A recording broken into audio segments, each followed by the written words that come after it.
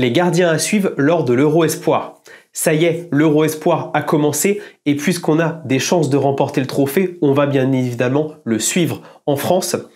Pourquoi également? Parce qu'on a un gardien vraiment star en équipe de France, c'est Illan Meslier, le gardien de Leeds. Ça fait 3 saisons qu'il est en première ligue.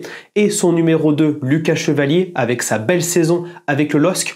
Pour moi, on a peut-être le duo, peut-être le plus performant de toute la compétition, même si on va voir qu'il y a d'autres gardiens super intéressants à suivre. Tout d'abord, du côté de l'Italie, on a Stefano Turati, qui a été champion de Série B cette année avec Frosinone. Surtout, il a fait 21 clean sheets, donc une très belle saison pour lui. Il appartient à l'Hellas Vérone. Et donc, ça va être notre premier adversaire, donc un gardien plutôt en confiance. Ensuite, comme avec Léa, on va rencontrer la Suisse et normalement Amir Saipi, le gardien du FC Lugano, qui a été 3e de D1 Suisse cette année, donc également une belle performance pour lui. Et enfin, on va rencontrer la Norvège avec le numéro 3 d'Illan Meslier cette année, qui jouait également à Leeds, Claesson. Je ne sais pas vraiment ce qu'il vaut, mais c'est intéressant de voir deux gardiens du même club qui vont normalement s'affronter. Ensuite, quels sont les gardiens stars? Eh bien, le premier gardien star, c'est Anatoly Troubine. C'est le gardien numéro 1 de l'Ukraine qui est redescendu en espoir pour l'occasion. Il avait notamment été performant face à Rennes, si vous vous souvenez, en Europa League. Il avait gagné sa séance de tir au but. Et donc, ça va être un gardien super intéressant à suivre qui a gagné notamment son premier match. On a également, du côté des Espagnols, Arnau Tenas. Il m'intéresse beaucoup parce que c'est un gardien du Barça B, donc comme d'habitude, c'est un gardien de la Masia, peut-être qu'il va venir en A au fur et à mesure des années. Et surtout, il a pris la place de Roulen Arrizabalaga, qui avait joué quelques matchs avec Bilbao en Liga cette année. Donc ça veut peut-être dire que c'est également un bon joueur. Ensuite, on a deux autres gardiens super intéressants qui se sont affrontés dès la première journée. On a Bart Verbruggen, qui était le gardien d'Anderlecht cette année, qui a seulement 20 ans et qui a été transféré normalement à Brighton. On va avoir l'officialisation peut-être après l'Euro Espoir.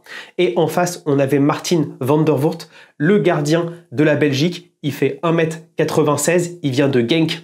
La comparaison avec Thibaut Courtois est toute faite. Et surtout, ce qui est super intéressant, c'est qu'il a signé dans 2 ans pour Leipzig. Donc en fait, il a décidé de rester un peu avec son club pour se développer et ensuite aller dans le grand club allemand.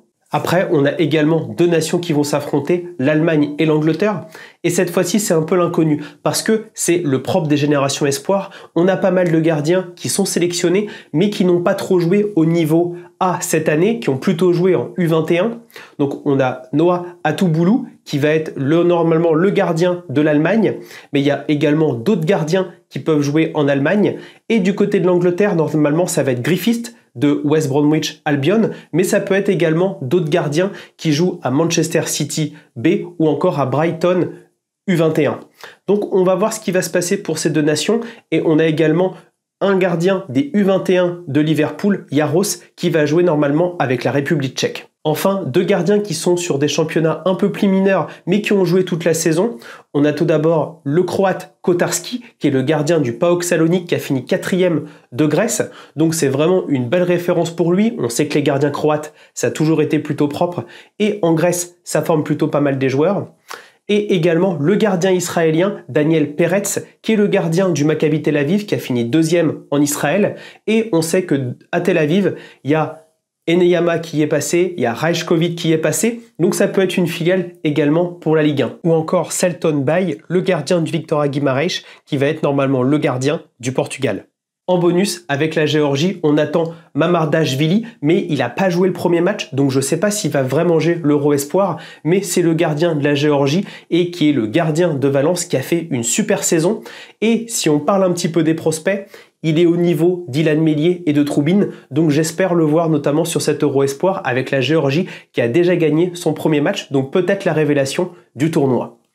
Voilà pour les gardiens à suivre lors de l'Euro Espoir. N'hésitez pas à me mettre en commentaire si vous en avez, vous les fans de Football Manager, des carrières sur FIFA, si vous avez vu certains gardiens qui sont dans les effectifs, ça peut être super intéressant.